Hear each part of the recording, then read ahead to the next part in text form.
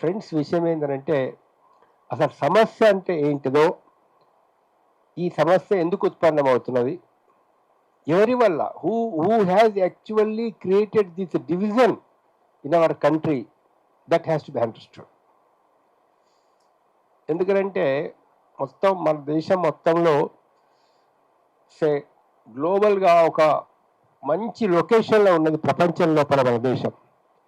గంగా నది, సింధు నది, బ్రహ్మపుత్ర నది, కిందికి వస్తే గోదావరి, కృష్ణ, పెన్న, అక్కడ హిమాలయన్ మౌంటైన్స్, మధ్యలో రకరకాలైనటువంటి కోస్టల్ రీజన్స్, డిఫరెంట్ ఒక ఎన్విరాన్మెంట్లో అంటే ఎన్విరాన్మెంటల్గా ది బెస్ట్ సిచ్యువేషన్ సర్కమాస్టెన్సెస్ భారతదేశం లోపల ఉన్నాయి.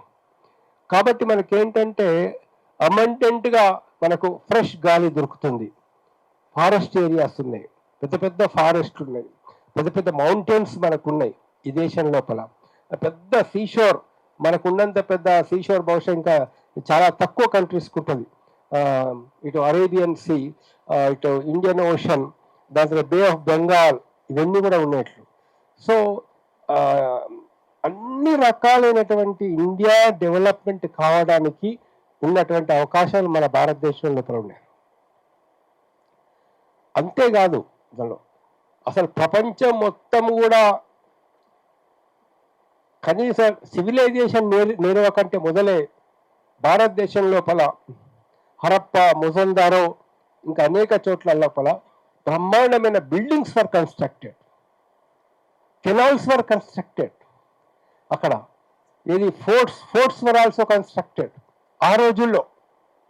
అంటే even before ఆరియన్స్ came to India, ఆరియన్స్ ఇండియాకు రాకంటే మొదలే భారతదేశం లోపల ఎంతో అభివృద్ధి అనేది జరిగింది. భారతదేశంలో టెంపుల్స్, రకరకాల కన్స్ట్రక్షన్స్ జరిగినాయి భారతదేశం. ఆర్కిటెక్ట్లో కానీ, డెవలప్మెంట్లో కానీ ఇంకెక్కడ కూడా ప్రపంచంలో అంత డెవలప్మెంట్ మనకు ఓన్లీ చైనీస్ సివిలైజేషన్ కానీ, దాని తర్వాత మనకు రోమన్ సివిలైజేషన్ ఆ కొన్ని వేరే కంట్రీస్లలో కనబడుతుంది, కానీ మిగతా ప్రపంచంలో మనకి ఎక్కడ కనబడదు. సో ఇక్కడ ఉండేటటువంటి ఒక ఫెర్టైల్ ల్యాండ్స్, మంచి పంటలు పండడము, అగ్రికల్చర్గా డెవలప్మెంట్ కావడం, రకరకాల పశు సంపద మనకు ఉండడం, విపరీతమైనటువంటి పశు సంపద. అందులో సస్యశ్యామలమైనటువంటి దేశాన్ని చూసి ఫస్ట్ ఆరియన్స్ మన మీద దండెత్తి వచ్చారు. ఇదంతా కూడా ఆరియన్స్ ఎట్లా మధ్య ఆసియా నుంచి, ఇవాళ ఇరాన్, ఇరాక్ ఆ ప్రాంతాల నుంచి వచ్చినటువంటి వాళ్ళు ఆరియన్స్. మీరు టోటల్ ఋగ్వేదంలో ఉన్నదంతా కూడా, ఋగ్వేదం, యజుర్వేదంలో ఉన్నటువంటి దానిలో ప్రధానమైనటువంటిది ఆర్యులకు దస్యులకు మధ్య జరిగిన యుద్ధం. ఋగ్వేదంలో ద్రావిడుల్ని ఏమన్నారంటే దస్యులు అనేది మెయిన్గా చాలా చోట్ల పదం వాడినారు, దస్యులు అనేటటువంటిది.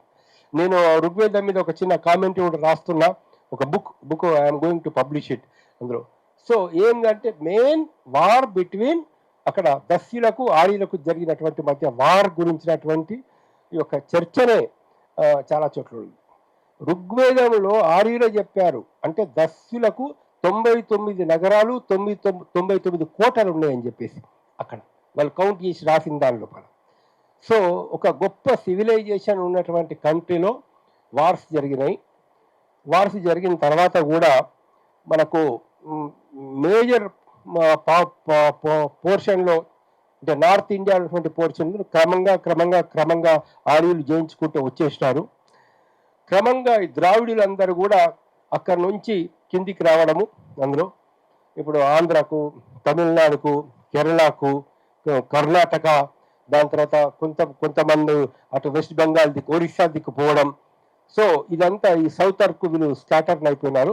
నార్త్ లోపల మెయిన్గా ఆరియన్స్ కబ్జా లోపల నార్త్ ఇండియా ఉండిపోయింది అన్నట్లు. ఇట్స్ హిస్టారికల్ థింగ్, మనం ఏదో వేరే విధంగా కాదు, హిస్టారికల్గా జరిగినటువంటి. అక్కడ ఇంకొక విషయం కూడా ఏంటంటే that what we have to understand is that అక్కడ ఇంటెలెక్చువల్లో కానీ ఇంటెలిజెన్స్లో కానీ ఎక్కడ కూడా ఇండియన్ ఒరిజినల్ ఇక్కడ ఏది ఈ భూమి మీద పుట్టినట్టు భూమి పుత్రులకు ఎక్కడ కూడా తక్కువ ఏం లేదు. దానిలో నాలెడ్జ్లో కానీ, దానిలో ఇంటెలిజెన్స్లో కానీ, ఆర్కిటెక్ట్లో కానీ ఎక్కడ కూడా తక్కువ ఏం లేదు అక్కడ. ఇప్పుడు ఫర్ ఎగ్జాంపుల్ ఈ డిస్క్రిమినేషన్ కూడా, ఏది ఈ క్యాస్ట్ డిస్క్రిమినేషన్ కూడా మను ధర్మశాస్త్రం అనేది రాకంటే మొదలు అంతగా క్యాస్ట్ డిస్క్రిమినేషన్ లేదు. అప్పుడే స్లోగా స్టార్ట్ అయిపోయింది. ఏది రామాయణ పీరియడ్ తర్వాత, after Ramayana period, Mahabharata period మధ్య పీరియడ్లో పట్ల ఎక్కువ క్యాస్ట్ డిస్క్రిమినేషన్ అనేది భారతదేశంలో వచ్చింది. మను ధర్మశాస్త్రం కూడా అప్పుడే వచ్చింది. అవన్నీ లెక్కలు మా దగ్గర ఉన్నాయి. ఏది ఎప్పుడు వచ్చింది, ఏది ఎట్లా వచ్చింది, ఏది ఎట్లా తీసుకొచ్చారు, ఎవరు తీసుకొచ్చారు, అట్లా. ఏం జరిగిందనంటే, ఎవరు బాగా చదువుకుంటే, ఎవరు బాగా ధ్యానం చేస్తే, ఎవరు చాలా ఆలోచిస్తే సమాజం గురించి, ఈ ప్రకృతి గురించి, నేచర్ గురించి, ఈ సూర్యుడు ఎక్కడికి వెళ్ళి వచ్చాడు, చంద్రుడు ఎక్కడికి వెళ్ళి వచ్చారు, గ్రహాలు ఎక్కడికి వెళ్ళి వచ్చింది, చంద్రగ్రహణం ఎట్లా ఏర్పడుతుంది, సూర్యగ్రహణం ఎట్లా ఏర్పడుతుంది, ఋతువులు ఎట్లా ఏర్పడుతున్నాయి, ఈ రకరకాలైనటువంటి ఒక విజ్ఞాన శాస్త్రం గురించి, సైన్స్ గురించి, ఇవన్నిటి గురించి ఆలోచించినటువంటి వాళ్ళని అప్పుడు ఋషులు అని చెప్పినారు. ఋషులులో చాలా విషయాలు ఏంటంటే, దస్యులకెళ్ళి వచ్చిన వాళ్ళల్లో కూడా గొప్ప గొప్ప ఋషులు ఉన్నారు. ఆ విషయం మనం గుర్తుపెట్టుకోవాలా. Great great poets, great saints అనేటటువంటి వాళ్ళు అనేక కులాలకెళ్ళి వచ్చిన వాళ్ళు. జస్ట్ ఫర్ ఎగ్జాంపుల్, ఇప్పుడు వశిష్ఠుడు ఉన్నాడు. వశిష్ఠుడు ఆయన బ్రాహ్మణి కాదు, తల్లి బ్రాహ్మణి కాదు. అతని తల్లి ఏతంలో మనకు దేవలోకల్ ఉండేటటువంటి ఒక నర్తకి, ఊర్వశి. ఊర్వశి ఒక కొడుకు వశిష్ఠుడు. తండ్రి డిఫరెంట్ పుస్తకాలలో డిఫరెంట్ విధంగా, ఎందుకంటే శివ అక్కడ స్వర్గం లోపల ఉండేది కాబట్టి అతడు జన్మించడం అనేది జరిగింది. ఆ రోజుల్లో అతను బాగా చదువుకున్నాడు కాబట్టి, అంటే నాలెడ్జ్ చాలా ఎక్కువ ఉంది కాబట్టి, ఈ was treated as a great Saint. మరి అతన్ని ఎవరు పెళ్లి చేసుకున్నాడు? అరుంధతిని పెళ్లి చేసుకున్నాడు. అరుంధతి ఎవరు? Scheduled caste. ఒక షెడ్యూల్డ్ క్యాస్ట్ అమ్మాయిని అతను చేసుకున్నాడు. అక్కడ ఉందా క్యాస్ట్ సిస్టమ్? వాళ్ళకి వశిష్ఠుడికి ఏదైతే ఉందో, మనకు ఆయన ఒక కొడుకు ఆయన జన్మిస్తాడు. ఈ వశిష్ఠుడి యొక్క కొడుకు అప్పుడు అదృశ్యంతి అనేటువంటి ఒక మాల అమ్మాయిని పెళ్లి చేసుకుంటాడు. వాళ్లకు పుట్టినటువంటి కొడుకు శుక మహర్షి. ఈ శుక మహర్షి బెస్తకన్యని పెళ్లి చేసుకుంటాడు, సత్యవతిని. సో శుక మహర్షికి ఈ బెస్తకన్యకు సత్యవతికి పుట్టినటువంటిది వ్యాసుడు. సో వ్యాసుడు ఎవరి కొడుకు? ఒక టైము బీసీ, ఒకవైపు ఏమో నాయనమ్మలు, వీరందరూ కూడా దళిత కుటుంబాలకు వెళ్ళి వచ్చినటువంటి వాళ్ళు. So that we have to understand అన్నట్టు. మరి తర్వాత అంటే భారతంలో, మన ధర్మశాస్త్రంలో, భారతంలో, భగవద్గీతలో, రామాయణంలో చాలా చేంజెస్ వచ్చేసినాయి. ఒరిజినల్ కాదని, ఒరిజినల్ మీద ఒక రీసెర్చ్ మేము చేస్తున్నాం. అంటే ఫర్ ఎగ్జాంపుల్, చిన్న ఎగ్జాంపుల్ చెప్తా. దానిలో ఇప్పుడు రామాయణంలో ఒక స్టోరీ ఉంటుంది. రామాయణ స్టోరీ ఉంటుంది. రాముడు మన ఈ తపస్సు చేసుకున్నటువంటి ఒక శూద్రుణ్ణి, శంభూకుడు అనేటువంటి శూద్రుణ్ణి రాముడు చంపాడు అనేటువంటి ఒక స్టోరీ పెట్టారు అక్కడ. ఇది ఒరిజినల్ రామాయణంలో లేదు.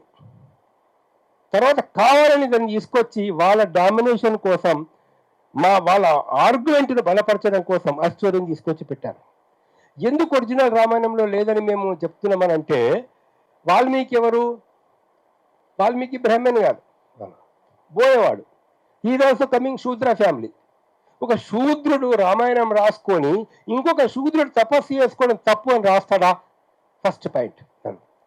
వాల్మీకి రామాయణంలో వాల్మీకి ఎక్కడైనా ఇంకొక శూద్రుడు తపస్సు చేసుకోవద్దని రాస్తాడా? రాసే అవకాశం లేదు. మరేంటిది? ఇప్పుడు రాముడు గురువు ఎవరు? వశిష్ఠుడు. మరి వశిష్ఠుడు ఎవరిని పెళ్లి చేసుకున్నాడు? అరుంధతిని పెళ్లి చేసుకున్నాడు. అరుంధతి దళిత అమ్మాయి. ఒక దళిత ఆమెని పెళ్లి చేసుకొని వాళ్ళు ఆయన కొడుకు మన ఇంకొక మాల అమ్మాయిని పెళ్లి చేసుకుంటే, ఆయన ఈ ఇంటర్ క్యాస్ట్ అంటే ఈ తక్కువ కులాల వాళ్ళు తపస్సు చేద్దామని ఆయన చెప్తాడా? చెప్పే అవకాశం ఉన్నదా? లేదు. తర్వాత రామాయణంలో జరిగిన కొన్ని ఇన్సిడెంట్స్ చూసుకుంటే ఏది ఆయన సరయూ నది దాటేటప్పుడు గుహుడి దగ్గర ఆతిథ్యం స్వీకరించాడు స్టోరీ ప్రకారంగా. అడవిలోకి పోతే శబరి ఇచ్చినటువంటి ఒక ఎంగలి పళ్ళు తిన్నాడు అక్కడ క్యాస్ట్ అనేది వచ్చిందా? ఇది లేనప్పుడు శూద్రుడు తపస్సు చేస్తే రాముడు వెళ్ళి చంపాడు అని వేసి చెప్తున్నారు. This story was subsequently introduced, substituted, అందులోపల ఇంటర్పోలేటెడ్ తర్వాత రామాయణం లోపల. ఇదంతా నేను డీటెయిల్గా ఒక రీసెర్చ్ చేస్తున్నాం. ఆ రీసెర్చ్ బుక్ లోపల వస్తున్నది. దీని మీద ఒకటి ఇంతకుముందు ఆర్టికల్లో రాసిన ఆంధ్రజ్యోతి పేపర్లో కూడా ఈ ఆర్టికల్ పబ్లిష్ అయింది నేను రాసినటువంటిది. సో స్టోరీ అక్కడికి వచ్చిన తర్వాత మీకు చెప్పదలుచుకున్న విషయం ఏంటంటే, ఇదంతా జరుగుతున్న టైంలో పట్ల పొలిటికల్ పవర్ మొత్తం క్షత్రియుల చేతిలో పడింది ఆర్యులు గెలుచుకున్న తర్వాత. అండ్ వీళ్ళకి మెయిన్ అడ్వైజర్స్గా బ్రాహ్మణ్స్ ఉన్నారు. బ్రాహ్మణ్స్ వీళ్ళు వచ్చేసిన తర్వాత వాళ్ళు ఏం చేసినారంటే, మనం మైనారిటీలో ఉన్నాం, ఒక 10%, 15% కూడా లేదు మొత్తం పాపులేషన్లో. అండ్ మెజారిటీ పాపులేషన్ వేరే ఈ ద్రావిడ కమ్యూనిటీస్కి చెందినటువంటి వాళ్ళు ఉన్నారు. Then what is to be done? వాళ్ళు మనతో కాంపిటీషన్లో వస్తే ఎట్లా? They should not come in competition with us. అందుకని చెప్పేది ఏం చేసినారంటే, అప్పుడు చదువు only Brahmins are eligible or authorised to read Vedas. ఇంకొకరికి వేదాలు చదివే అధికారం లేదు, వినే అధికారం లేదు. ఇప్పుడు ఒక బ్రాహ్మణ గురువులకు చెప్పినటువంటి ఒక బోధ ఏందాక మనధర్మశాస్త్రం ఏంటంటే, ఎవరైనా ఒక బ్రాహ్మణుడు మంత్రాలు చదివేటప్పుడు వేదాలు చదివేటప్పుడు గోడచాటులో కనుక ఎవరైనా శూద్రుడు కనుక విన్నట్లయితే ఈ బ్రాహ్మణుని ఊర్లోకి వెళ్ళి వెళ్ళగొట్టాలా? ఎంత జాగ్రత్త తీసుకోవాలి అతడు? ఒక బ్రాహ్మణులకు తప్పించి మిగతా ఏ కులాల వాళ్ళకు కూడా ఈ యొక్క వేదాలు కానీ మిగతా విషయాలు కానీ చెప్పకూడదు అనేటటువంటి చాలా స్ట్రిక్ట్గా చేసినటువంటి ఒక విధానం. So education prohibition. ఎడ్యుకేషన్ తర్వాత అయిపోయింది ఆయుధాలు. ఈ కులాల వాళ్ళు వాడచ్చా? విలువిద్య నేర్వడానికి వీల్లేదు. మన ధర్మశాస్త్రంలో ఉంది, దానిలో నువ్వు ఎలాంటి అస్త్రశస్త్రాలను ఉపయోగించడానికి వీల్లేదు. చివరకు ఆస్తి ఉండడానికి వీలు. ప్రాపర్టీ, ఏదైనా ఆస్తి ఉంటే వాళ్ళు ఏమైనా బ్రాహ్మణులు యజ్ఞం చేసేటప్పుడు కనుక యజ్ఞానికి డబ్బులు తక్కువ పడితే ఈ శూద్రుని చంపేసి అతని ఆస్తిని బ్రాహ్మణుడు తీసుకుంటే ఏ దోషము లేదు, ఎందుకంటే యజ్ఞం కోసం తీసుకున్నాడు కాబట్టి అనేటటువంటి ఇక్కడ ఉన్నాయట. సో ఈ డిస్క్రిమినేషన్ అంతా కూడా ఎప్పుడు స్టార్ట్ అయిందనంటే, పవర్ను మేము క్యాప్చర్ చేసుకోవాలి. Power should be in our hands. Nobody should be in a position to compete with us. Nobody should be allowed to read Vedas, and nobody should be allowed to to learn martial arts, etc. And వీళ్ళ duty ఏంటిది? శూద్రుల ధర్మం ఏంటిది? చాలా స్పష్టంగా మన ధర్మశాస్త్రం, కేవలం ఇతర వర్ణాలకు మీరు సేవ చేయడమే. వేరే వర్ణాలు, your duty is only to serve Brahmins. Your duty is only to serve Kshatriyas, and your duty is only to do hard work, labor work. No property. You shall not have any property. పేరు ఎట్లా పెట్టాలా అది కూడా ఉంది మన ధర్మశాస్త్రం. బ్రాహ్మణ పిల్లలకి ఏం పేరు పెట్టాలా, క్షత్రియ పిల్లలకి ఏం పెట్టాలా, శూద్రుల పిల్లలకైతే ఓన్లీ దాసులు, దస్యులు, సేవకులు, బానిసలు ఈ పేర్లు పెట్టాలా. చూపిస్తాం మీరు ఎవరైనా, anybody can come to me and ఏ పేజీలో ఎక్కడ ఉంది, ఏ శ్లోకంలో ఎక్కడ ఉంది, అవన్నీ కూడా నేను చూపిస్తాను దీని లోపల ఇక్కడ. సో మేము ఏదో వేరే విధంగా మాట్లాడతాం, వాళ్ళ పుస్తకాల నుంచినటువంటి ఒక కొటేషన్స్ నుంచి నేను ఇక్కడ మాట్లాడుతున్నాను. సో ఇక్కడ సమాజాన్ని ఎవరు చీల్చారు, సమాజంలో ఎవరు డిస్క్రిమినేషన్ తీసుకొచ్చారు? మనం కాదు తీసుకొచ్చింది. ఇవాళ ఏదైతే బీజేపీ సిద్ధాంతం చెప్తున్నదో, ఇవాళ అయితే ఆర్ఎస్ఎస్ సిద్ధాంతం చెప్తున్నదో, ఏదైతే మోడీ సిద్ధాంతం చెప్తున్నాడో, అమిత్ షా సిద్ధాంతం చెప్తున్నాడో, వాళ్ళ theoreticians they are responsible for dividing the society. It is not we never divided Indian society, but Indian society was divided by these fascist forces of RSS and BJP and Modi and company as Brahmins, Kshatriyas, Vaishyas and Shudras. And 90% of Shudras have been denied education, everything, property or share in the in political power. This what has happened. మీకు stories దాన్ని అంటే వేరే వాళ్ళతో మనం argument ఎప్పుడైనా చేసేటప్పుడు అది అట్లా లేదండి, మన దగ్గర డిస్క్రిప్షన్ లేదండి, ఎక్కడ మేము చూపించలేదు, మేము అందరినీ సమానంగా చూసుకున్నాము, హిందువులందరం ఒకటే కలిసిమెలిసి ఉందాము. This is what the RSS people argue చేస్తారు మనతోటి. మేము ఎప్పుడు డిస్క్రిమినేషన్ చూపించలేదు. What about the story of Karna? ఏం జరిగింది కర్ణుడికి? కర్ణుడు వచ్చి ఎప్పుడైతే అర్జునుడితోటి పోటీ పడతా అంటాడో, నేను ఛాలెంజ్ చేస్తాను నీతోటి, నేను కూడా నీతో పాటు విలువిద్యలో పాల్గొంటా. లేదా కర్ణ వాజ్ అలౌడ్?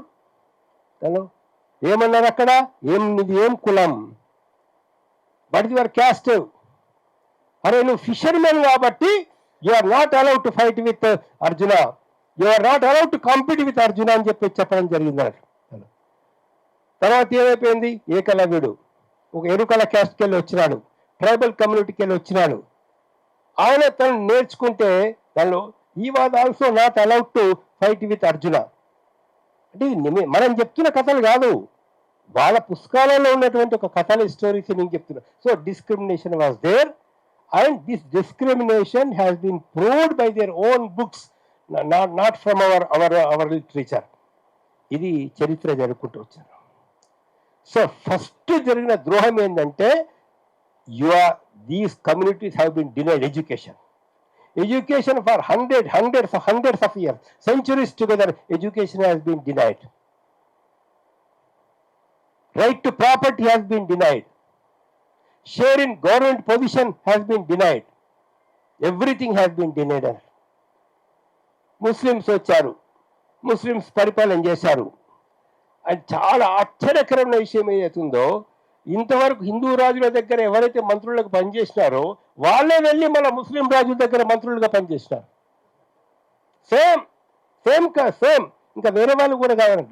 అన్ని సారాలు ఇచ్చేది వాళ్ళే. మళ్ళా ఈ గుడిలో బంగారం ఉంది, ఇక్కడ ఇది ఉన్నది, ఇక్కడ ఇది ఉన్నది, అన్ని విషయాలు, ఇక్కడ ఉన్నటువంటి విషయాలన్నీ కూడా వాళ్ళకి చెప్పినటువంటిది. ఇది నేను చెప్తలేను, మొత్తం మీరు పీష్వాల హిస్టరీ, శివాజీకి వార్స్ జరిగిన దానిలో ఎవరెవరు శివాజీకి అగెనిస్ట్గా పనిచేసినారు అని అంటే అన్ని మీకు అక్కడ చరిత్ర లోపల ఉన్న విషయాలే, మనం కొత్తగా ఏం చెప్తలేము. అందులో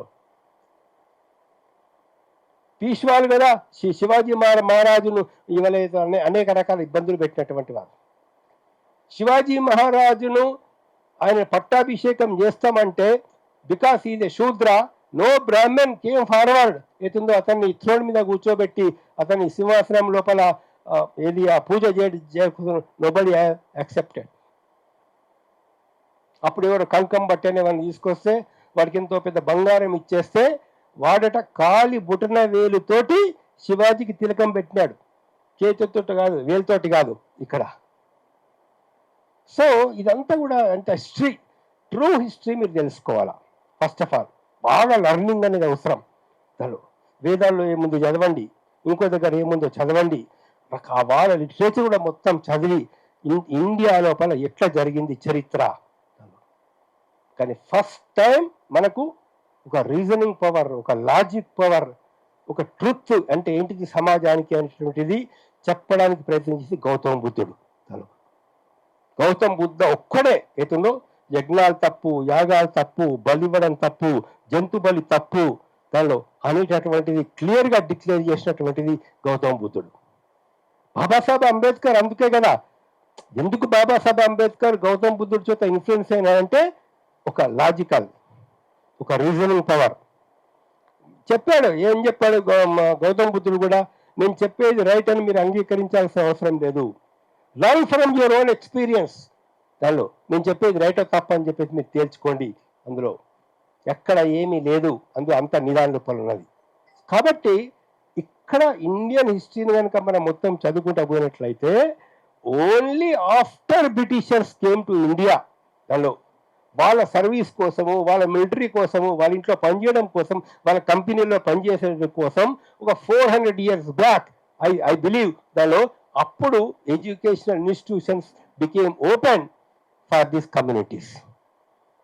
ఎస్సీస్ కానీ, ఎస్టీస్ కానీ, బీసీస్ కానీ, వేరే వాళ్ళకి కానీ చదువుకున్నారు, అంతో ఇంతో చదువుకోవడానికి అవకాశం వచ్చింది, గవర్నమెంట్ స్కూల్స్ వచ్చినాయి, స్కూల్లో చదువుకునే ఛాన్స్ వచ్చిందని అంటే బ్రిటిష్ గవర్నమెంట్ వచ్చేసిన తర్వాత ఏవైతే చేంజెస్ అయిందో హిస్టరీ అంతా మీకు తెలుసు. నేను మీ హిస్టరీ మొత్తం చెప్పాల్సినటువంటి అవసరం లేదు. కానీ బాబాసాహెబ్ అంబేద్కర్ ఏదైతే మన కాన్స్టిట్యూషన్ ఇచ్చినాడో ఆయన కాంప్రహెన్సివ్గా అన్ని విషయాలు ఆలోచించి ఇండియాలో ఉన్న సిచ్యువేషన్ గమనించాడు. డిఫరెంట్ లాంగ్వేజెస్ ఉన్నాయి, డిఫరెంట్ రిలీజియన్స్ ఉన్నాయి, డిఫరెంట్ కల్చర్ ఉంది ఇక్కడ. దానిలో ఇంతమంది ప్రజలు యూనిటీ ఎట్లా తీసుకురావాలా? కాశ్మీర్ కల్చర్ వేరే, కేరళ కల్చర్ వేరే, బెంగాల్ కల్చర్ వేరే, గుజరాత్ కల్చర్ వేరే, ఆంధ్ర కల్చర్ వేరే, ఇవాళ లేకపోతే మరొక గుజరాత్ కల్చర్ వేరే, ఇవి ఎట్లా తీసుకురావాలా? దానిలో డిఫరెంట్ లాంగ్వేజెస్ ఉన్నాయి, ఇక్కడ డిఫరెంట్ రిలీజియన్స్ ఉన్నాయి ఇక్కడ. ఇవన్నీ డిఫరెంట్ రిలీజియన్స్, డిఫరెంట్ క్యాస్ట్లు, డిఫరెంట్ ఉన్నప్పుడు ఎలా తీసుకురావాలనేది కాన్స్టిట్యూషన్లో చెప్పాడు. దాన్ని ఒక స్టేట్కు ఇంకో స్టేట్ సెంట్రల్కి మధ్య రిలేషన్షిప్ లోపల ఏ స్టేట్ పట్ల కూడా డిస్క్రిమినేషన్ ఉండకూడదు, వెల్త్ డిస్ట్రిబ్యూషన్ కరెక్ట్గా జరగాల, గవర్నమెంట్ షేరింగ్లో కరెక్ట్గా ఉండాలా, గవర్నర్ అపాయింట్మెంట్ ఎట్లా చేయాలా, అన్ని విషయాలు కూడా చెప్పడం జరిగిందన్నట్టు. కానీ పరిపాలన చేసినటువంటి వాళ్ళందరూ కూడా రాజ్యాంగాన్ని వదిలిపెట్టి మనుధర్మ శాస్త్రంలో ఏముందో దాని ప్రకారంగా పరిపాలన చేయడానికి ప్రయత్నం చేసినారు. రాజ్యాంగం ప్రకారం కాదు అక్కడ, మనుధర్మ శాస్త్రంలో ఏముందో దాని ప్రకారంగా పరిపాలన చేయడం. ఏది యూనిటీ కావాలా, సెంట్రల్ పవర్ఫుల్ కావాలా అంటే ఎలక్టెడ్ గవర్నమెంట్ కూడా పడగొట్టచ్చు. అది కేరళ కావచ్చు, వెస్ట్ బెంగాల్ కావచ్చు, తమిళనాడు కావచ్చు, మహారాష్ట్ర కావచ్చు, ఎలక్టెడ్ గవర్నమెంట్స్ డిథ్రోన్డ్ చాలా చోట్ల. పీపుల్ మ్యాండేట్కి అగెనిస్ట్గా పోవడం జరిగింది. ఇప్పుడైతే ఎమ్మెల్యేలను కొనుక్కొని, ఎంపీలను కొనుక్కొని ఏతుందో ఇవాళ పరిపాలన చేసేటువంటి పరిస్థితికి వచ్చేసినారు. Total state machinery, ED, CBI, election commission, దానిలో ఎవ్రీథింగ్ ఏదైతే ఉందో వాళ్ళు కొంతమంది మిస్యూజ్ చేసి తమ పవర్ను తమ చేతిలో కాన్సన్ట్రేషన్ చేసుకోవడం కోసం చేస్తున్నారు. ఇవాళ అన్ఫార్చునేట్గా అవుతుందో చాలా రోజుల నుంచి సెన్సస్ జరగలేదు. ఇవాళ కొద్ది సెన్సస్ ఇవాళ చేస్తామని చెప్తున్నారు. ఓకే, దానిలో క్యాష్ సెన్సస్ కూడా చేస్తామని చెప్తున్నారు. అది మరి ఎంతవరకు చేస్తారో చూడాలా. చూసిన తర్వాత ఇది ఇక్కడ ఏం జరుగుతున్నది అంటే, ఈ సౌత్ ఇండియాలో ఉండేటువంటి వాళ్ళు కొంత ఎడ్యుకేటెడ్ కావడం వల్ల, ఫ్యామిలీ గురించి కన్సర్న్ ఉన్న వాళ్ళు గల, పిల్లలకు మంచి ఎడ్యుకేషన్ ఇవ్వాలనే ఉద్దేశం చేత, ఒక బెస్ట్ సొసైటీ ఉండాలనే ఉద్దేశం చేత ఇక్కడ పాపులేషన్ గ్రోత్ తక్కువ అయిపోయింది, పిల్లలు తక్కువ అయిపోయినారు. అదే ఇప్పుడు మనకి ఎక్కడ కూలీ పని పెట్టుకున్నా కూడా, మాకు హైదరాబాద్లో మేము ఏ కూలీ పని పెట్టినా ఛత్తీస్గఢ్ వాళ్ళు, యూపీ వాళ్ళు, బీహార్ వాళ్ళు వస్తారు. 300-400 రూపీస్ కూడా పనిచేస్తారు. ఎందుకు? అక్కడ స్టాండర్డ్, అంత పావర్టీ అక్కడ ఉంది, అంత ఇబ్బందులు అక్కడ ఉన్నాయి. కాబట్టి వాళ్ళు ఇక్కడికి వచ్చి పనులు చేస్తున్నారు. దానంతా కప్పిపుచ్చి వీళ్ళు ఇప్పుడు భారతదేశంలో ఈ పార్లమెంట్ నియోజకవర్గాలను డివైడ్ చేయాలని చెప్పి చూస్తూ ఉన్నారు. ఏం జరుగుతుంది? పాపులేషన్ అక్కడ ఎక్కువ ఉంది కాబట్టి అక్కడ పార్లమెంట్ సీట్లు పెరిగే అవకాశం ఉంది. అదే లెక్కన కనుక పార్లమెంట్ సీట్లు పెరిగితే సౌత్ ఇండియాకు ఎక్కడ లేని నష్టం జరుగుతుంది. కాబట్టి అట్లా కాకుండా వేరే ఒక మెథడ్ మీరు అవలంబించి, ఏ రేషియోలో అక్కడ పాపులేషన్ పెరిగింది, ఇక్కడ ఏ రేషియోలో పాపులేషన్ పెరిగింది, కాబట్టి తక్కువ పాపులేషన్ పెరిగిన ఎక్కడైతే పర్సంటేజ్ ఉందో దానికి వేరే స్కేల్ మనం పెట్టుకొని, ఎక్కువ పాపులేషన్ పర్సంటేజ్ పెరిగిన చోట ఇంకొక స్కేల్ పెట్టుకొని ఒక సమన్యాయం కనుక చేసినట్లయితే దేర్ ఈస్ సమ్ జస్టిస్ కొంత జరగడానికి అవకాశం ఉన్నది. అండ్ సౌత్ ఇండియన్స్ యొక్క హక్కులు కానీ, రాష్ట్రాల హక్కులు కానీ, ఇక్కడ సీట్ల యొక్క హక్కులు కానీ మనం రక్షించుకోవడానికి అవకాశం ఉన్నది. అదేవిధంగా ఇప్పుడు మనకేమో నేర్చుకుంటే తెలుగు నేర్చుకోవాలా, ఇంగ్లీష్ నేర్చుకోవాలా, హిందీ నేర్చుకోవాలా, 3-4 లాంగ్వేజెస్ మనకి. అదే యూపీలో ఉంటే వాడికి మాతృభాష అదే, మన స్టేట్ లాంగ్వేజ్ కూడా హిందీనే. వాళ్ళు ఒక్క ఇంగ్లీష్ వాడు ఒక్కటి నేర్చుకుంటే చాలు, వాడికి అవుతుందో కాంపిటేటివ్ ఎగ్జామినేషన్స్కి వెళ్ళిపోతున్నాడు. ఇవాళ ఎగ్జామినేషన్స్ కూడా పేపర్ జరిగే ప్రిలిమినరీ కానీ, ఇంకొక థియరిటికల్ పేపర్స్ కానీ లోకల్ లాంగ్వేజ్లో ఉండేసరికి వాళ్ళు లోకల్ లాంగ్వేజ్లో హిందీ కాబట్టి అడ్వాంటేజ్ పొజిషన్లో పడున్నారు అన్నట్టు. మరి మనకు లోకల్ లాంగ్వేజ్లో రాసినప్పుడు ఎటువంటి యొక్క దాన్ని దిద్దే వాళ్ళు కానీ ఉన్నారా, సరిగా జస్టిస్ జరుగుతున్నదా అంటే జరుగుతలేదు అని మనకు లెక్కలు చెప్తా ఉన్నాయి. కాబట్టి ఎక్కడ కూడా ఎక్కడ నీకు వైరుధ్యం ఏర్పడుతుంది, డిఫరెన్స్ ఆఫ్ ఒపీనియన్ ఎక్కడ పెడుతుందంటే వేర్ దెర్ ఇస్ ఇంజస్టిస్, అక్కడ ఫీలింగ్ హర్ట్ అవుతుంది. మీరు మాకు ఇంజస్టిస్ చేయకండి, మీకు మాకు జస్టిస్ చేయండి, మీకు డిస్క్రిమినేషన్ చూపించకండి, మా మీద ఈక్వల్ ట్రీట్మెంట్ ఇవ్వండి, దాని లోపల సరిగ్గా జస్టిస్ చేయండి, ఎక్కడ కూడా డిస్టర్బెన్స్ రాదు. We all stand for unity of this country దీని లోపల. కానీ మీరు డిస్క్రిమినేషన్ చూపిస్తే, మీరు పవర్ను ఉపయోగించుకొని ఒక అథారిటేటివ్ ఫోర్స్గా కనుక పోవాలని అనుకుంటే దాని లోపల అప్పుడు మరి ప్రజలు ఏం ఆలోచిస్తారో మేము చెప్పలేము దాని లోపల.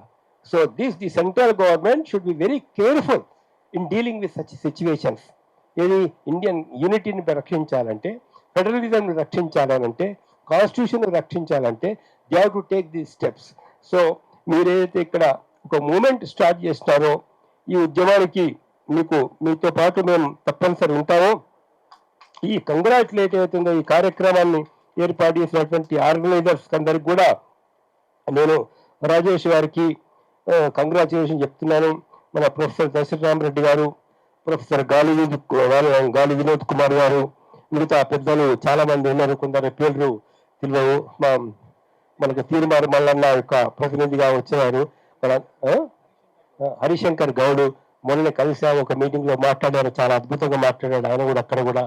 సో మీ అందరికి కూడా నేను హృదయపూర్వక ధన్యవాదాలు మేము తెలుపుకుంటూ, ఒక యూనిటీ అనేది అవసరం. అందరం కష్టజీవులం, ఎన్నో రోజుల నుంచి అప్రెషన్కు సప్రెషన్కు గురైన క్లాసెస్ నుంచి వచ్చినటువంటి వాళ్ళం. ఇప్పుడిప్పుడే మన వాళ్ళు పైకి వస్తున్నారు దీని లోపల. ఈ హక్కుల కొంచెం గుర్తించి, నాలెడ్జ్ ఈజ్ పవర్, బాగా నాలెడ్జ్ సంపాదించండి దాని లోపల. మన పిల్లలందరినీ డాక్టర్స్ చేయండి, మన పిల్లలందరినీ ఇంజనీర్ చేయండి, మన పిల్లలందరినీ జడ్జీలు చేయండి, మన పిల్లలందరూ ఎంపీలు ఎమ్మెల్యేలు చేయండి. దీని లోపల గొప్ప ఎక్కడెక్కడ ఆర్ట్ ఉందో, కల్చర్ ఉందో దాన్ని డెవలప్ చేయండి. అసలు వాస్తవంగా చెప్పాలంటే ఇండియాలో ఉన్న టెంపుల్స్ అన్ని కట్టింది మన వాళ్ళే. ఆల్ టెంపుల్స్, ఆల్ ఆర్కిటెక్చర్ దానిపైన, ఆల్ టెక్నికల్ డెవలప్మెంట్ అంతా వచ్చింది, ఈ కింది కమ్యూనిటీలు చేయడం వల్లనే. ఇంకో విధంగా కాదు అక్కడ. అంటే ఊరికే కూర్చుంటే బుర్ర నిండా తిని కూర్చుంటే పంటలు పండాయి, డెవలప్మెంట్ కాదు. డెవలప్మెంట్ లోపల ప్రతి డెవలప్మెంట్లో ఈ కష్టజీవుల నుంచి వచ్చినటువంటి వాళ్ళనే డెవలప్మెంట్ జరిగింది. ఒక్కొక్క ఇవాళ చెప్తే మా హిందూ టెంపుల్స్ బ్రహ్మాండంగా టెంపుల్స్ ఉన్నాయి అని ఏదో చెప్తా ఉన్నారు. అరే ఎవరు కట్టారా నీ టెంపుల్? అరే నువ్వు ముఖ్య దేవుడి విగ్రహాన్ని ఎవరు చెక్కారు? ఫస్ట్ అది గుర్తుంచుకో. నువ్వు నీ దేవుడి విగ్రహాన్ని చెక్కింది ఎవరు? అంత పెద్ద మందిరం కట్టింది ఎవరు? అందులో ఇంత పెద్ద కోటలు కట్టినటువంటిది ఎవరు? అసలు నీకు ఆయుధాలు తయారు చేసి ఇచ్చింది ఎవరు? టోటల్ డెవలప్మెంట్ ఇవాళ అప్పుడు కానీ ఇప్పుడు కానీ సైంటిఫిక్గా ఈ చేసినటువంటి ఈ కమ్యూనిటీస్ వస్తాయి. కానీ ఊరికే కూర్చుండి తినే వాళ్ళ దగ్గర నుంచి సమాజం డెవలప్మెంట్ కాదు. సో ఆ యూనిటీని మనం డెవలప్ చేసుకుంటూ నేను హర్షిస్తున్నా. ఒక బెస్ట్ స్టెప్ తీసుకుంటున్నారు మీరు, చాలా మంచి స్టెప్ తీసుకుంటున్నారు. ఒక యూనిటీ అనేది తీసుకురండి. అండ్ ఈ యొక్క మెయిన్ కాలేజ్, హై స్కూల్స్ పిల్లల నుంచి కూడా ఒక మంచి భావన, వాళ్ళ హక్కుల కోసం పోరాడే విధంగా వాళ్ళని తయారు చేయండి. మీ అందరూ కూడా we are all with you. So thank you very much for giving this opportunity. నిజంగా సార్, ఒక నిమిషం. సారు జస్టిస్ ఇంతకుముందు హైకోర్టు జడ్జిగా ప్రాక్టీస్ చేస్తుండే. మేము ఈ లెక్కను అడుగుతున్నాం యాక్చువల్గా. సార్ మీరు హట్ అయినా పర్లేదు, సుప్రీంకోర్టు బెంచ్ల్లో కూడా మన తెలుగు రాష్ట్రాలకు కానీ మన జడ్జెస్ ప్రాధాన్యత అనేది కూడా తగ్గుతుంది. దాని మీద కూడా 100% జస్టిస్ హైకోర్టు జడ్జిలు నియామకాల్లో కూడా మన 5 రాష్ట్రాలకు సమన్యాయం దక్కాలి. అన్ని విషయాల్లో మనకు అన్యాయం జరుగుతుంది. నిజంగా లీడర్షిప్ స్ట్రెంథనింగ్ చేయాలంటే మేము ఆల్రెడీ అంటే ఒకరి ముఖాలు అయితే ఒకరు తెలియదు సార్. ఎందుకంటే ఇది ఒక డిఫరెంట్ సభ, అన్ని సభల్లో కానీ ఇది కొంచెం డిఫరెంట్ సభ. అన్ని రాష్ట్రాల నుంచి కొందరు వచ్చారు. ఇప్పుడు పరిచయాలు కారు, ఎన్నో మీటింగ్స్ తర్వాత మీరని గుర్తుపెట్టుకుంటారు యాక్చువల్గా. సో మేము నెట్వర్క్ ఇంక్రీజ్ చేయాలనే ఉద్దేశంతో మేము రాష్ట్ర కమిటీలు, రీజనల్ కమిటీలు, సెంట్రల్ కమిటీలు అనేవి ఏర్పాటు చేసినాం sir. Very difficult to draft యాక్చువల్గా. ఒక్కొక్క స్టేట్ నుంచి 1000 మంది నెట్వర్క్ అయితే బిల్డప్ చేస్తున్నాము డిస్ట్రిక్ట్ కమిటీల వరకు. మళ్ళీ ఆ డిస్ట్రిక్ట్ కమిటీలకు వాళ్ళ మండల కమిటీ గ్రామ సర్పంచ్ లో కూడా నెట్వర్క్ బిల్డప్ చేసి విత్ నెట్వర్క్ ఫైనాన్షియల్ కూడా ముందుకెళ్దామని చూసినాం సార్. ప్రజెంట్ అయితే ఎస్ అక్కడ ఏం లేదండి. వాట్ ఈజ్ రిక్వైర్డ్ ఏదైతుందో విలేజ్ స్థాయి నుంచి మనలాంటి భావాలు ఉన్నటువంటి రిప్రజెంట్ చేసే వాళ్ళని మీరు ఎన్నికేటట్లు చూడాలి. సర్పంచ్లుగా, మండల ప్రెసిడెంట్లుగా, అక్కడ ఎక్కడెక్కడ వీలైతే అక్కడ ఎమ్మెల్యేలుగా, ఎంపీలుగా, ఇప్పుడు ప్రొఫెసర్ గాలి కుమార్ అలాంటి వాళ్ళ రాజ్యసభకు పంపడానికి అవకాశం ఉంటే వాళ్ళు అక్కడికి పంపించడం, మాట్లాడే వాళ్ళని దీనిలో.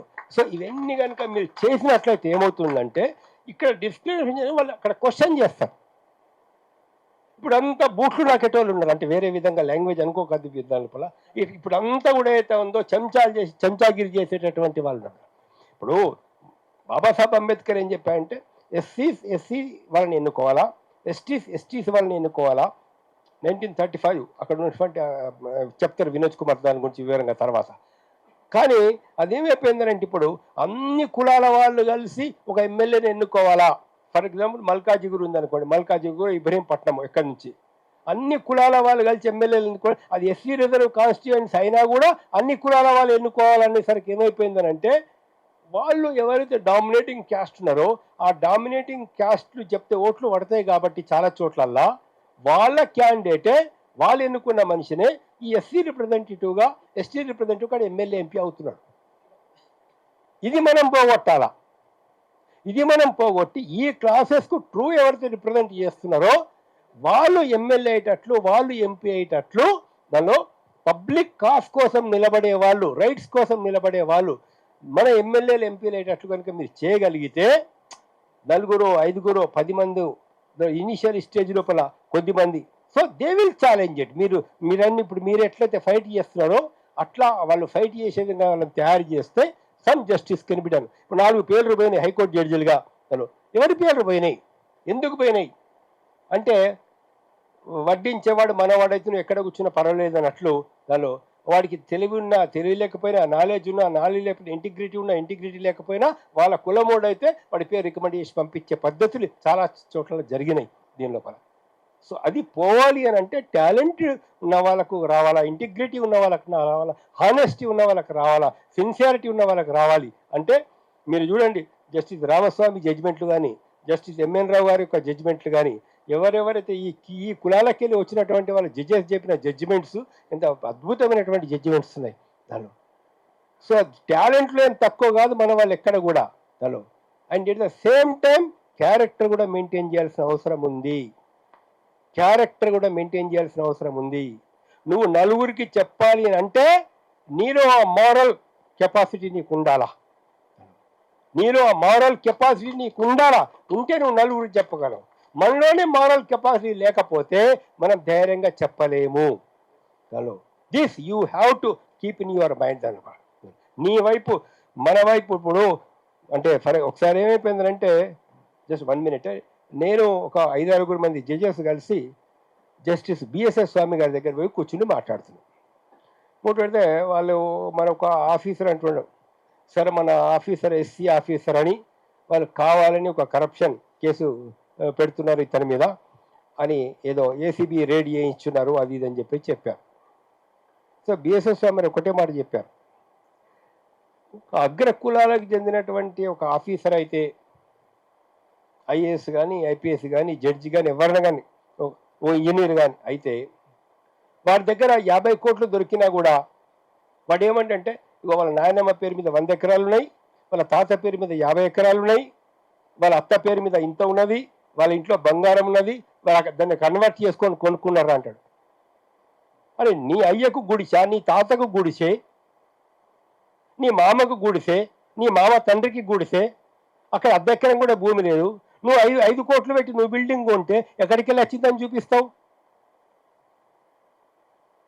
అని ఏమనంటే ఈ ఎస్సీ ఎస్టీ బీసీకి వచ్చిన ఆఫీసర్స్ ఎవరైనా కానీ మీరు హానెస్టీ మెయింటైన్ చేసి, ఇంటిగ్రిటీ మెయింటైన్ చేసి మీరు సమాజానికి వెలుగు చూపించే వాళ్ళుగా ఉంటేనే మీరు సమాజాన్ని చేంజ్ చేయగలుగుతారు. అదర్వైజ్ నో అని చెప్పేసి చాలా స్పష్టంగా చెప్పడం జరిగింది. నాలెడ్జ్ కావాలా, క్యారెక్టర్ కావాలా, నీకు దమ్ముగా ఇవాళ ఇప్పుడు స్టేజ్ మీద మేము నిలబడి మాట్లాడగలుగుతున్నామని అంటే ఓ దమ్ము లేదు కాబట్టి మాట్లాడగలుగుతున్నాం. దానిలో పని ఎవడు వేలెత్తి మనమే వేలెత్తి చూపించడానికి అవకాశం ఎక్కడ కూడా మేము లైఫ్ లోపల ఇవ్వలేదు కాబట్టి ఇవాళ ఎవడు కూడా మాకు పాయింట్అవుట్ చేయడానికి అవకాశం లేదు దానిలో. సో ఇది మనం బాగా ఎందుకు చేయగలిగితే ఒక జస్టిస్ ఇప్పుడు కలెక్టర్ ఉన్నాడు, కలెక్టర్ ఒక ఎస్సీ కలెక్టర్ నాడు, ఒక ఎస్టీ ఎందుకైనా అక్కడ సీఎం కాళ్ళ దగ్గర కూర్చుండి నువ్వు తలకాయ వంచుకోవాల్సిన పని చేయాల్సి వస్తుంది. ఎందుకు కూర్చుంటున్నావు సీఎం కాళ్ళ దగ్గర, లేకపోతే ఇంకో మినిస్టర్ కాళ్ళ దగ్గర? నీకేం అవసరం ఉన్నది? నువ్వు ఐఏఎస్ ఆఫీసర్, నువ్వు ఐపీఎస్ ఆఫీసర్, నువ్వు కరెక్ట్గా పని చేసుకో. ఎవరు చేయడానికి కూడా నీకు అవకాశం లేదు. నువ్వు కరెక్ట్గా ఏం చేస్తారు? మ్యాక్సిమం ట్రాన్స్ఫర్ చేస్తారు, ఏం చేస్తామే ఇంకో డిపార్ట్మెంట్కి పంపిస్తారు. కానీ అటువంటి యొక్క దీనిలో ఉంటే నువ్వు 10 మంది పిల్లలకు మనం హెల్ప్ చేయగలుగుతాం. Friends of South India, I think you are all from South India. Jai South India, Jai South India, Jai Jai South India, Jai Bhim. So friends from South India, I am welcoming all of you. Thank you for Justice Chandra Kumar sir for for a nice presentation about the how Aryans and Dravidians, the differences between the Aryans and Dravidians. Friends, can I speak in English or Telugu? Telugu. Most of the from Telugu you can understand Telugu, Friends, ఈ south India movement 2013లో start చేశాను.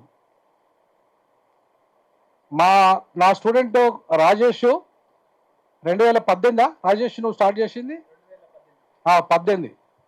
So నా తర్వాత 5 years తర్వాత అనుకుంటా, 5 years ఇంకెక్కువ అనుకుంటా. 2013 ఎందుకు why I started this movement in 2013? This is very important question. I want to propose before you. There is a common capital demand from Hyderabad. Hyderabad is a common capital for both states, both Telugu states. నేను ఏం demand చేశానంటే no common capital వద్దు, Hyderabad should be the second capital for the nation as well as the capital for Telangana state. Telangana స్టేట్కు క్యాపిటల్గా ఉండాలి, అట్లాగే దేశానికి రెండవ రాజధానిగా ఉండాలి అని చెప్పేసి I started this Dakshinadi movement, Dakshinadi joint action committee movement, and I invited 22 MPs in Delhi. 22 మంది ఎంపీలను ఇన్వైట్ చేశాను. దాంట్లో 20 మంది సీమాంధ్ర ఎంపీలు, Andhra and Telangana, Andhra and Rayalaseema MPs, 20 MPs from Andhra and Rayalaseema and 2 MPs from Telangana. So 22 మంది ఎంపీలని ఇన్వైట్ చేస్తే వాళ్ళెవ్వరికీ దీని మీద అవగాహన లేదు. Because Babasaheb Ambedkar proposed at the time of 1955 Hyderabad as a second capital for the nation. 1955లో అంబేద్కర్ గారు ఎందుకు ప్రపోజ్ చేశాడు? దేశం ఇంటగ్రిటీ పోవాలనా, విడిపోవాలని చేశాడా? No, never. అంబేద్కర్ గారు చేసింది దేశాన్ని యూనిట్ చేయడానికి. ఈ want to unify this nation basing on the regional differences. ఈ రీజనల్ డిఫరెన్సెస్ ఎక్కడైతే ఉన్నాయో నార్త్ అండ్ సౌత్, ఇంతకుముందు సార్ చెప్పినట్టుగా ఆర్య ద్రవిడ వల్ల వచ్చాయి problem. The problem came the north to south because of the Aryan and Dravidian theory. The Aryans are dominated and suppressed the Dravidian since centuries till the date. వేల సంవత్సరాలుగా విదేశీ ఆర్యులు ఈ దేశంలో ఉన్న మూలవాసులైన మనల్ని సప్రెస్ చేసి డిప్రెస్ చేసిన కారణంగా ఈ డిఫరెన్స్ వచ్చింది. అందుకే Ambedkar proposed for north India, Delhi as a north Indian capital and Hyderabad as a south Indian capital. So why? There is a lot of difference between cultural difference and economical difference, regional difference between the north and south. North south మధ్యలో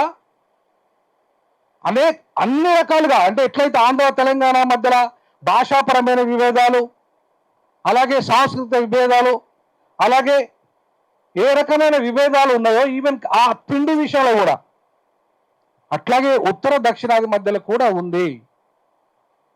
colour, ముఖ్యంగా colour difference ఏంటి? South Indians are treated as a blacks. అందుకే పెరియార్ ఇది వేసుకున్నాడు. ఈ black ఎందుకు వేసుకున్నాడు? Periyar started this movement, Dravida movement. Why? Because we are the blacks. Black is beauty. Black is index for justice. Black is index for justice. So I raised this question in global conference held at South Africa. Black is beauty. మేము black is beauty అనే ఒక అంశం, నా భార్య బ్లాకే, నా car బ్లాకే, నేను ప్రతిది కూడా బ్లాక్ అనే బాగా చూజ్ చేసుకుంటా, ఎందుకంటే కొంచెం నేను వైట్గా ఉన్నా కాబట్టి. సో ఎందుకు ఈ బ్లాక్ ఈ రోజు వరకు కూడా బ్లాక్ అనే ప్రపంచం మొత్తం చూడండి, world, you take world wide, America black America, white America. South America is blacks, north America is whites. అలాగే north Korea, south Korea, south India, north India, south China, north China, and even UK also. యూకేలో united kingdom, North UK and South UK, you take any country in the world, there is a lot of difference between the North and South. North వాళ్ళు తెల్లగా ఉంటారు, South వాళ్ళు నల్లగా ఉంటారు. ఈ రోజు వరకు కూడా there is a lot of difference in American society in between the blacks and whites. In between the blacks and whites, America సొసైటీలో ఇప్పటికీ ఎందుకు వచ్చిందంటే because of this north Indians are north symbols of racist people, Aryans. ప్రపంచం మొత్తంలో ఉన్నారు Aryans, ఒక్క భారతదేశంలో లేరు. Aryan theory is there in the world. It is a global theory. అందుకే I conducted this seminar in 2020 as a global conference in North and South global arena, issues and challenges అని నేను first time ప్రపంచంలో మొదటిసారిగా ఉస్మానియా విశ్వవిద్యాలయం డీన్గా, ప్రపంచంలోనే ఉంది ఈ discrimination, ఒక్క భారతదేశంలో లేదు. ఒక్క భారతదేశంలోనే ఉండే అవకాశమే లేదు. ప్రపంచంలో దక్షిణ ఉత్తర అనే సమస్య ఉంది. కేవలం భారతదేశ రామాయణ మహాభారతం ఒక్కటే కాదు కారణం. యు గో ఫర్ జర్మనీ, జర్మనీలో హిట్లర్. అసలు ఇవాళ ఆర్ఎస్ఎస్ గురువు ఎవరు? ఆర్ఎస్ఎస్ కు గురువు హిట్లర్. అసలు హిట్లర్ ఎక్కడ, ఆర్ఎస్ఎస్ ఎక్కడ? So Americans, you take America, అమెరికాకు ఎవరు గురువు? ఇప్పుడు ఈ రోజు వరకు అమెరికా గురువు ఎవరు? Pope. Who is Pope? Pope ఎవరు? ఒక Vatican white racist, Catholic racist. ఆయన నీకు నల్లవాడు పోప్గా ఎప్పుడు కాడు. ప్రపంచంలో ఇప్పటిదాకా అయిన పోప్స్ అన్ని కూడా, అందరు కూడా only white racist popes only. ఆర్ఎస్ఎస్లో బ్రాహ్మణుడు తప్ప ఇంకోడు చీఫ్ కాలేడు. You take Islam, you take Christianity, you take Hinduism, all are Aryans are dominating in the world. ప్రపంచ మతాలన్నింటిలో కూడా ఆరియన్సే ఉన్నారు. They're all white people. ద్రవిడాస్ని ఎక్కడ కూడా నల్ల వాళ్ళను ప్రపంచవ్యాప్తంగా ఒత్తేస్తున్నారు వాళ్ళు. ఇవాళ ఇజ్రాయెల్ పాలస్తీనా యుద్ధం ఎందుకు జరుగుతుంది? సుదీర్ఘకాలంగా ఎందుకు జరుగుతుంది? Because of this discrimination, black and white racist discrimination. So you take the history of world, ప్రపంచమంతా కూడా నల్ల వాళ్ళ తెల్ల వాళ్ళ మధ్యలోనే యుద్ధం జరుగుతున్నాయి. ఆ యుద్ధం భారతదేశంలో కూడా కొనసాగుతుంది. అందుకే అంబేద్కర్ ఏమన్నాడు? నార్త్ ఇండియన్ తెల్ల వాళ్ళకి ఒక ఢిల్లీ క్యాపిటల్గా ఉంటుంది, నల్ల వాళ్ళైన సౌత్ ఇండియన్స్కి హైదరాబాద్ క్యాపిటల్ అన్నాడు ఆయన. మీరు వేర్రా బాబు, మేము వేరు. పరిపాలన విభజన ఓన్లీ తెల్లవాళ్ళ ఆధిపత్యంలోనే ఉండొద్దు, నల్ల వాళ్ళకు కూడా రావాలన్నాడు అంబేద్కర్. అందుకే ఈ proposed Hyderabad is a second capital for the nation అన్నాడు. కానీ ఇప్పటివరకు చేశారా? ఎందుకు చేయలేదు? ఎందుకు చేయలేదు వాళ్ళు? మీరు ఆంధ్రప్రదేశ్ను విభజించిన వాళ్ళు ఉత్తరప్రదేశ్ను ఎందుకు విభజించలేదు? Why they divided AP, why they are not divided UP? 25 కోట్ల జనాభా ఉన్న ఉత్తరప్రదేశ్ను, అది అన్ని రంగాలుగా వెనుకబడ్డ రాష్ట్రము, బీమార్ రాష్ట్రము, 80 ఎంపీలు ఉన్న రాష్ట్రము, దాన్ని విభజించలేదు కాంగ్రెస్ బీజేపీ. కాంగ్రెస్ బీజేపీ వేరు వేరు కాదు. కాంగ్రెస్ బీజేపీ ఉత్తరాది పార్టీలు, both are same, both are racist parties. Secular party కాదు నా దృష్టిలో Congress party. It is the racist, white racist party. Congress BJP కలిసి ఆంధ్రప్రదేశ్ను విభజించారు తెలంగాణ పేరుతోని. కానీ ఉత్తరప్రదేశ్లో 4 రాష్ట్రాలు చేయాలని అసెంబ్లీ తీర్మానం చేస్తే మాయావతి ఎందుకు చేయలేదు మీరు? ఎందుకంటే they want to dominate over India. North Indians always wanted to dominate over India. 80 ఎంపీలు ఉంటేనే చేయగలుగుతారు వాళ్ళు, లేకపోతే డివైడ్ చేస్తే చేయలేరు. ఈ దేశాన్ని ఏలలేరు వాళ్ళు. అందుకే they don't want to divide UP, they want to divide AP. అందుకే ఇప్పుడు 17 ఎంపీలు ఇటు, 25 ఎంపీలు అటు అయిపోయినాం మనం. 42 ఎంపీలే డివైడ్ చేసినాడువి, 80 ఎంపీలు ఎందుకు డివైడ్ చేయలేదు? అదే కాంగ్రెస్, ఇదే కాంగ్రెస్ అధికారంలో ఉంది, ఇదే బీజేపీ ప్రతిపక్షంలో ఉంది, ఎందుకు చేయలేదు మీరు? దేశంలో మీకు ఒక పాలసీ ఉంటే, if you have a national policy, you can divide all UP and AP and also all major states. Madhya Pradesh ఎందుకు విభజించని ఇంకా మళ్ళీ ఫర్దర్గా? సో భారతదేశంలో ఇవాళ మనం గమనించాల్సింది ఒకటే, మనం ఒకే దేశము, ఒకే ఎన్నిక.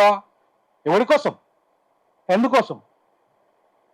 ఏం ఒకే దేశము కాదని మనం అన్నామా? ఎప్పుడన్నా మనం అన్నామా భారతదేశం వేరే అన్నామా? మనం సపరేట్, దక్షిణ భారతదేశం సపరేట్ కావాలన్నామా? అనలే కదా. మరి అననప్పుడు నువ్వు ఒకే దేశం పేరుతో నువ్వు ఒక్కడే డామినేట్ చేస్తావా? నీ భాష మాత్రమే డామినేట్ చేయాలా? నీ ప్రాంతమే డామినేట్ చేయాలా? బాపనోడే డామినేట్ చేయాలా? ఉత్తరాది వాడే డామినేట్ చేయాలా? మనం ఏమేం కావాలి? ఎంతమందికి దేశంలో ఉన్నాం? That is the Ambedkar question. Ambedkar question all these questions at the time of the first Fazal Ali commission report. దేశంలో మొదటి రాష్ట్రాల విభజన జరిగినప్పుడే అంబేద్కర్ ఏం చెప్పాడు? అంబేద్కర్ చెప్పాడు 3 కోట్ల జనాభాతో ఒక రాష్ట్రం చేయమన్నారు. 25 కోట్ల జనాభాతో ఒక రాష్ట్రం ఎట్లుంటుందండి? కేవలము ఒక గోవా ఎంత జనాభా, ఒక మణిపూర్ ఎంత జనాభా, ఒక సిక్కిం ఎంత జనాభా, ఒక ఉత్తరప్రదేశ్, మధ్యప్రదేశ్, బీహార్ ఎంత జనాభా? అంత పెద్ద రాష్ట్రాలకు ఎందుకున్నాయి? ఇంకా మీరు ఎందుకు డివైడ్ చేయలే ఈ దేశంలో సమానంగా జనాభా ప్రకారంగా? ఒక 25 కోట్ల జనాభా ఉన్న అమెరికా 50 రాష్ట్రాలుగా విభజన చేయబడ్డది. 25 కోట్ల జనాభా ఉన్న అమెరికా 50 రాష్ట్రాలుగా డివైడ్ అయినప్పుడు 140 కోట్ల జనాభా ఉన్న భారతదేశము ఎందుకు డివైడ్ కాలేదు? ఎందుకు పరిపాలన విభజన జరగలేదు? ఎందుకంటే ఉత్తరాది ఆధిపత్యం కోసం. సో ఉత్తరాది ఆధిపత్యం కోసం అందరూ బలి కావాలా? ఈశాన్య రాష్ట్రాలు, దక్షిణాది వాళ్ళందరూ బలి కావాలా? అందుకే బాబాసాహెబ్ అంబేద్కర్ మీరు అట్లా బలి కావడానికి వీల్లేదు, 3 కోట్ల జనాభాకు రాష్ట్రం చేయమని. అట్లీస్ట్ ఒక 5 కోట్ల రాష్ట్రానికి రాష్ట్రం ఎందుకు చేయలేదు? ఇప్పటి వరకు కూడా 78 సంవత్సరాల తర్వాత కూడా why you are not divided? There is a lot of demand for separation of the states. Even మీ ఉత్తరాంధ్ర ఒక రాష్ట్రం కావాలని అడుగుతున్నారు, అవునా? ఇవాళ ఉత్తరాంధ్ర అట్లా మొత్తం 24 ప్రాంతాలలో ప్రత్యేక రాష్ట్రాల డిమాండ్ ఉంది, ఇంకా ఎక్కువ ఉంది. ఎందుకు రాష్ట్రాలు చేయట్లే? ఎందుకంటే they want to dominate UP, they want to dominate with the power with the UP, MP and Bihar as a big states. ఉత్తరాదిలో ఉన్న ఈ 3 రాష్ట్రాలు చాలు వాళ్ళకి దేశాన్ని ఏలడానికి. ఇప్పుడు రేపు డీలిమిటేషన్ తర్వాత మనం ఎవరూ అక్కర్లేదు, delimitation after 2026, delimitation after caste census and census of India తర్వాత ఈ దేశంలో మన ఓటు అక్కర్లేదు వాళ్ళకి. ఈశాన్య రాష్ట్రాల ఓటు అక్కర్లేదు వాళ్ళకి. ఎవరు కావాలి? 3 రాష్ట్రాల ఓట్లు కావాలా? That is UP, Bihar and Madhya Pradesh. చాలు, ఈ దేశంలో వాళ్ళు వెళ్ళిపోతారు, ఈ దేశాన్ని వెళ్ళుకుంటారు వాళ్ళు. సో అదే వాళ్ళు they want to create this conspiracy by delimitation, by not dividing, not establishing Hyderabad as a second capital, not establishing Supreme Court benches in India. ఇండియాలో సుప్రీం కోర్ట్ బెంచెస్ ఎన్ని కావాలి? అట్లీస్ట్ సౌత్కి ఒకటి, ఈశాన్య రాష్ట్రాలకు ఒకటి, మధ్య భారతదేశానికి ఒకటి, వెస్ట్ భారతదేశానికి ఒకటి ఎందుకు ఇవ్వడు? ఇవాళ హైదరాబాద్ ఏపీకి వాళ్ళు రాయలసీమలో ఒక బెంచ్ పెడుతున్నారు, హైకోర్టు బెంచ్. అవునా? They are demanding. అవును, దే ఆర్ ఎస్టాబ్లిషింగ్ బెంచ్. ఇవాళ మీకు మహారాష్ట్రలో 3 బెంచులు ఉన్నాయి, హైకోర్టు బెంచులు. తమిళనాడులో 3 బెంచులు ఉన్నాయి, హైకోర్టు బెంచులు. Why not supreme court benches for India? At least 5 బెంచులు చేయడానికి తప్పేముంది? ఎందుకు చేయట్లేదు మీరు? మీ బాబు జాగిరా ఈ దేశం. ఉత్తర భారతదేశం వల్ల బాబు జాగిరా ఈ దేశం. ఇది ప్రజలు, 140 కోట్ల ప్రజలది ఈ దేశం. ఈ 140 కోట్ల ప్రజలది ఈ దేశం అన్నప్పుడు వాళ్ళకి ఈ న్యాయపరమైన చిక్కులు వద్దా? సుప్రీంకోర్టు వస్తే మా రాజేష్, నా స్టూడెంట్ రాజేష్ సుప్రీంకోర్టు అడ్వకేట్ అవుతాడు. ఇక్కడ ఉన్న వాళ్ళంతా సుప్రీంకోర్టు అడ్వకేట్లు అవుతారు. ఇక్కడ హైదరాబాద్లో సుప్రీంకోర్టు బెంచ్ వస్తే. అవునా? వీళ్ళంతా మనం ఇప్పుడు ఎక్కడికి వెళ్ళో కేరళ నుండి ఢిల్లీ పోవాలంటే ఎంత ఖర్చు ఒక క్లయింట్కు? ఒక తమిళనాడు నుండి మదురై నుండి పోవాలంటే ఎంత ఖర్చు ఢిల్లీకి? అదే హైదరాబాద్లో, చెన్నైలో ఒక సుప్రీంకోర్టు బెంచ్ పెడితే మనకు ఎంత తక్కువ ఖర్చు? ఇవన్నీ ఎందుకు ఆలోచించట్లేదు? ఈ దేశంలో సామాన్యునికి న్యాయం చేయడం మీకు ఇష్టం లేదు, అందుకే సుప్రీంకోర్టు బెంచ్లు ఇవ్వట్లేదు. పరిపాలన మీ గుప్పిట్లో పెట్టుకుంటున్నారు, అందుకే మీరు హైదరాబాద్ సెషన్ క్యాపిటల్ చేయడం లేదు. సో ఈ రకంగా ఇవాళ డీలిమిటేషన్ చేసి వాళ్ళు పెంచుకున్న సీట్లు పెంచుకోవాలి, ఇక్కడ తగ్గియాలి. ఎందుకంటే మన జనాభా తగ్గింది, వాళ్ళది బాగా పెరిగింది. ఎందుకంటే మనం చదువుకున్నాం, మనం పాపులేషన్ పాటించడం. సో కాబట్టి ఇవన్నీ కూడా మేజర్ సమస్యలన్నీ కూడా ఉన్నాయి. ఈ సమస్యల్ని అడ్రస్ చేయడానికే నేను దక్షిణాది జాయింట్ యాక్షన్ కమిటీ పెట్టాను. అప్పుడు 150 పార్టీలు మన దాంట్లో ఉన్నాయి. ఎందుకంటే తెలంగాణ మూవ్మెంట్ జరుగుతున్న క్రమంలో 10 ఏళ్ళు ఆగాలని నన్ను కేసీఆర్ గారు రిక్వెస్ట్ చేశారు కాబట్టి నేను 10 ఏళ్ళు ఆగా. 10 ఏళ్ళు మీరు ఆగండి దయచేసి అని కేసీఆర్ గారు చెప్పిన కారణంగా మేము మళ్ళీ ఆపాము మా మూమెంట్. అయినా సరే మధ్యలో మేము మా డిమాండ్స్ అన్ని కూడా అన్నా మనం చాలా మీటింగ్లు పెట్టాం కదా, మేము చాలా మీటింగ్లు పెట్టాము. As Dravida my student year Karnataka we started, Kerala we started. మేము మొత్తం బీజాక్ started it Kerala, Karnataka, Tamil Nadu from 2013 onwards. ఇవాళ మా స్టూడెంట్ మొన్న 2018 నుండి ఆయన స్టార్ట్ చేశాడు. ఈ మధ్య కాలంలో హాలిడేస్లో ఈ కోర్టు హాలిడేస్ కాబట్టి మంచిగా తిరుగుతున్నాడు మూమెంట్లో. సంతోషం, మనం అభినందిద్దాం నా విద్యార్థి రాజేష్ను. I started that is moment. నేనే జెండా ఒకసారి పోయి స్టార్ట్ చేశాను ఇక్కడ మన ప్రాంతంలో. ఒక బీసీ బిడ్డ ఒక ఉద్యమాన్ని తీసుకున్నాడు, నేను అభినందిస్తున్నా. ఒక బీసీ ముఖ్యమంత్రి కోసం రాజీనామా చేసిన నేను. 12 ఏళ్ళ సర్వీస్, నా 12 ఏళ్ళ సర్వీస్, బీసీ 3 లక్షల జీతం, నా జీతం 3 లక్షలు. I resigned my post for BC CM in Telangana state. My 12 years service, I sacrificed my 12 years service. 12 ఏళ్ళ నా సర్వీస్ను సాక్రిఫైస్ చేశాను. ఎవరైనా చేశాడా? ఏ బీసీ అన్న చేశాడా? ఏ బీసీ ప్రొఫెసర్ అన్న చేశాడా? Any BC leader has resign after Konda Laxman Bapuji myself. After Baba Saheb Ambedkar as a law minister resigned and as a law professor I resigned myself. That is my commitment. ఇంతకుముందు justice Chandrakumar గారు అన్నారు కమిట్మెంట్తో ఉన్న వాళ్ళే ధైర్యంగా మాట్లాడగలరని. Yes, commitment మాకు ఉంది కాబట్టి ధైర్యంగా మాట్లాడుతున్నాం. కమిట్మెంట్ ఉంది కాబట్టి ఇవాళ మీరు అందరూ వచ్చారు ఇక్కడికి. మీరు కమిట్మెంట్ ఉంది కాబట్టి మీరు చిన్నగా కూడా, చిన్న పార్టీలైనా సరే ఇవాళ సమస్యల్ని మాట్లాడుతున్నారు. నేను అభినందిస్తున్నా ఈ చిన్న పార్టీలు అన్నింటినీ కూడా.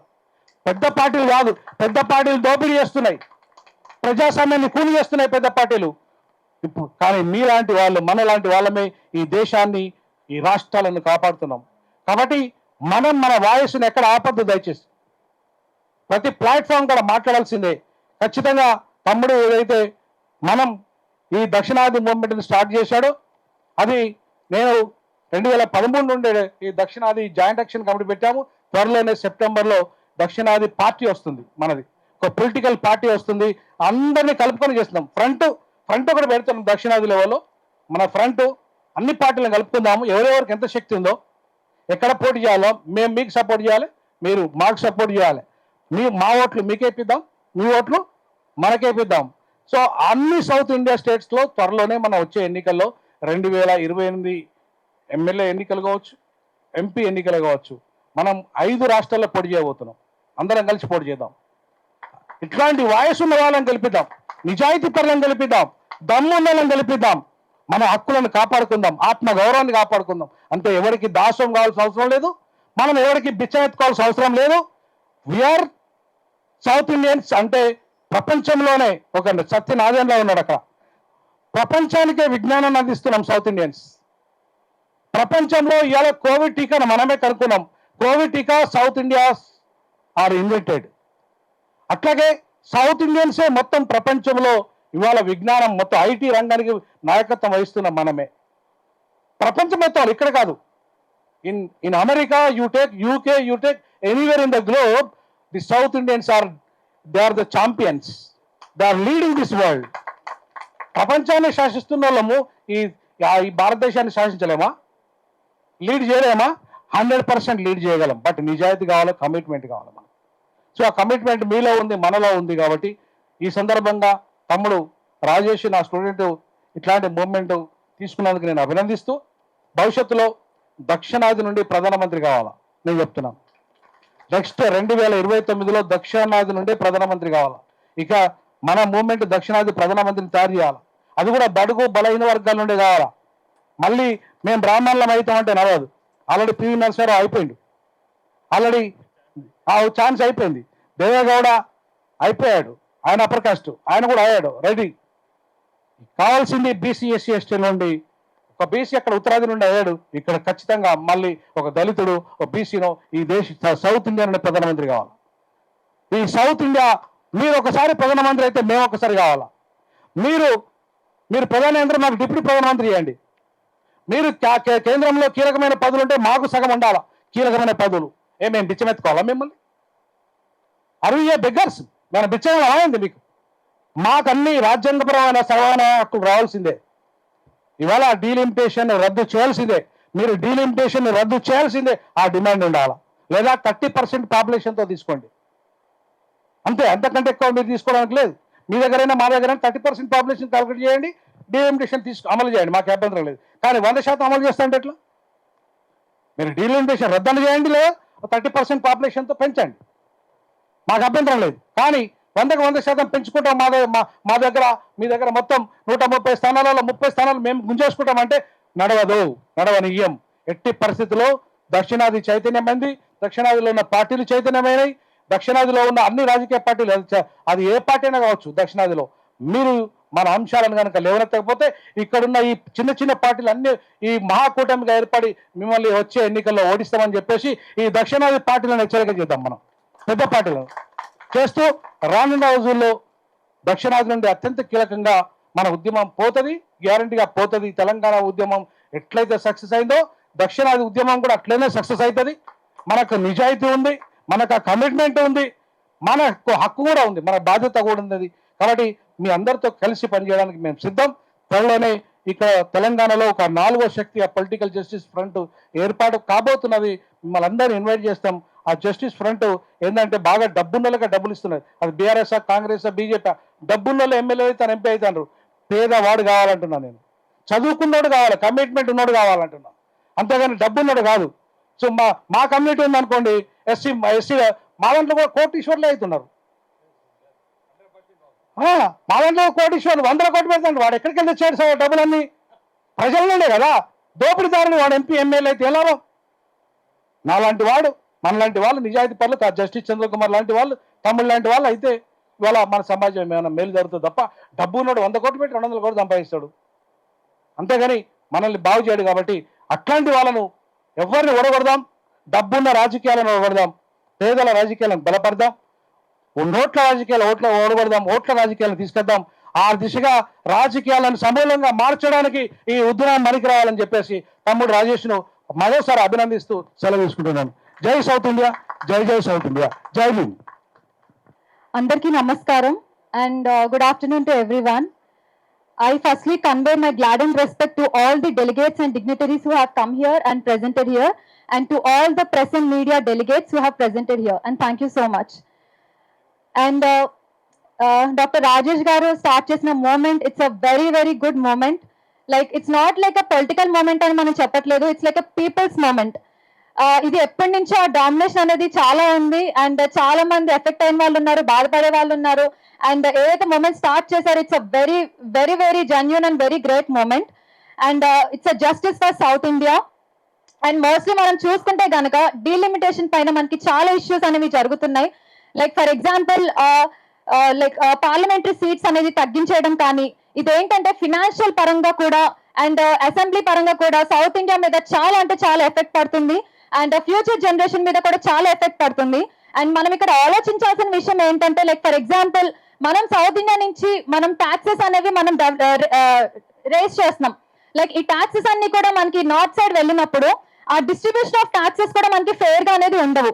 లైక్ ఫర్ ఎగ్జాంపుల్ మనం చూసుకుంటే Assam, Bihar and different states లో ఏంటంటే కనీసం ప్రాపర్ ఎమ్యూనిటీస్ కూడా లేవు. లైక్ మన ట్యాక్సెస్ అన్ని తీసుకెళ్ళి ఏం చేస్తున్నారు, ఎక్కడ పెడుతున్నారు, where the genuinity is happening. అన్ని చేస్తున్నాం అని చెప్తారు కానీ బడ్జెట్ డిస్ట్రిబ్యూషన్స్ లో ప్రాపర్ డిస్ట్రిబ్యూషన్ మనకి చూపించట్లేదు, న్యాయంగా లేదు. Then where everything is going on. Like for example మనం చూసుకుంటే స్కూల్ ఇన్ఫ్రాస్ట్రక్చర్స్ కానీ, లేకపోతే హెల్త్ రిలేటెడ్ కానీ, లేకపోతే టెక్నాలజీ రిలేటెడ్ కానీ, లేకపోతే జాబ్స్ పరంగా కానీ, ఇంకా still there is you know under developments అనేవి చాలా ఉన్నాయి. And there is no proper job immunities also for the graduate students. మరి వాటి అన్నిటికీ జస్టిస్ ఏమైనా చేస్తున్నారా? ఫండ్స్ ఏమన్నా గుడ్ థింగ్స్ కి యూజ్ చేస్తున్నారా? లేదు.